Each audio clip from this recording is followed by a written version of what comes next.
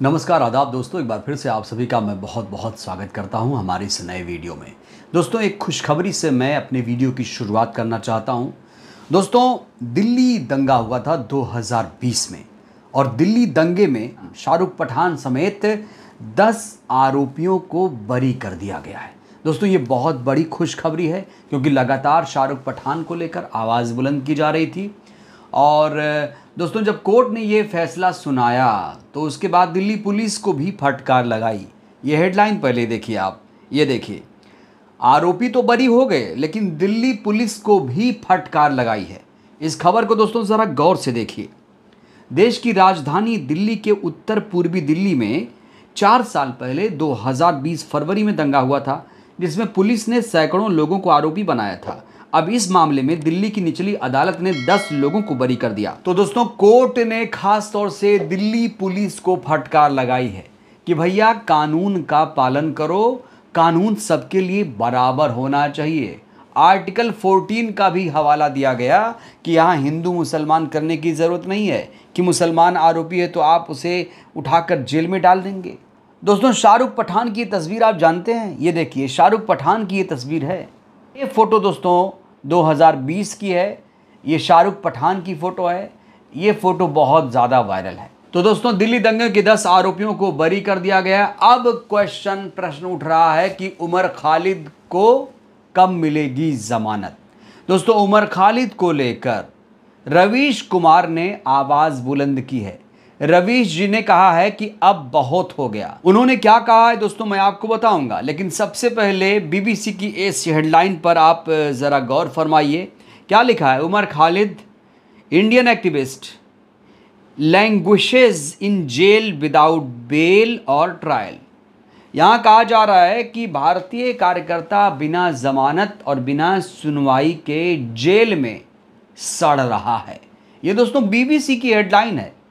कहा जा रहा है 1500 दिन बीत गए, 1500 दिन हो चुके हैं उमर खालिद जेल में है।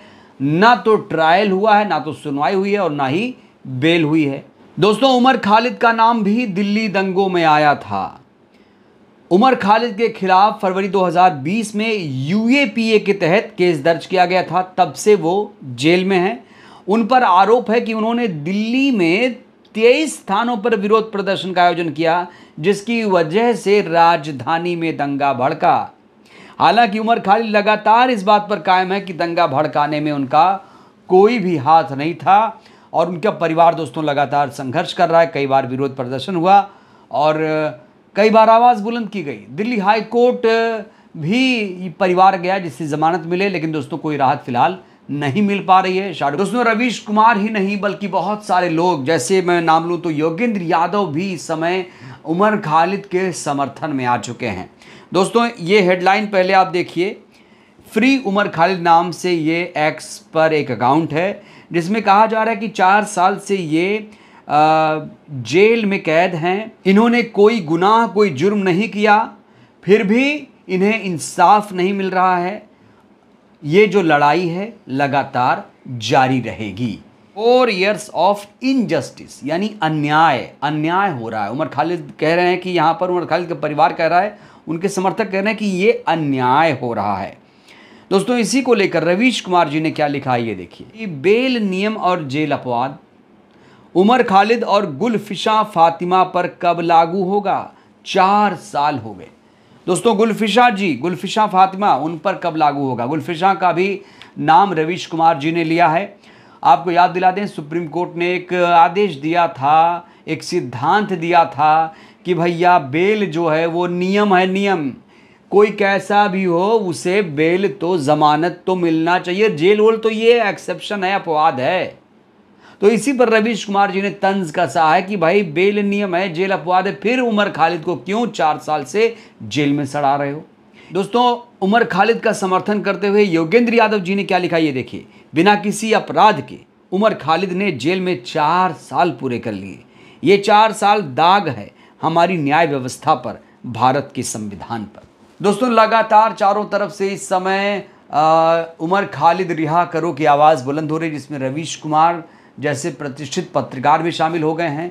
और योगेंद्र यादव भी इसमें शामिल हो गए हैं। और यही कहा जा रहा है बेल नियम और जेल अपवाद है, तो फिर उमर खालिद को क्यों नहीं जमानत मिल रही है। शाहरुख पठान को जमानत मिल गई, अरविंद केजरीवाल को जमानत दोस्तों कल ही मिल गई है, तो फिर उमर खालिद को रिहा क्यों नहीं किया जा रहा है। दोस्तों ये सवाल खड़े हो रहे हैं, बार बार खड़े हो रहे हैं। हालांकि कुछ आशावादी लोग ये कह रहे हैं कि उमर खालिद भी बहुत जल्द बाहर आ जाएंगे, इंतज़ार की घड़ियां ख़त्म होने वाली हैं।